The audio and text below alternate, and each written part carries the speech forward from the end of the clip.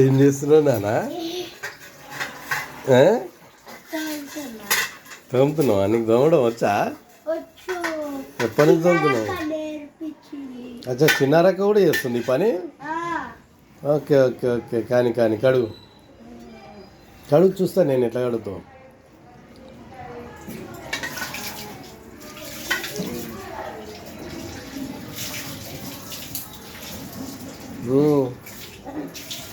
బాగానే కడుగుతున్నావు, అప్పుడే నేర్చుకున్నావా?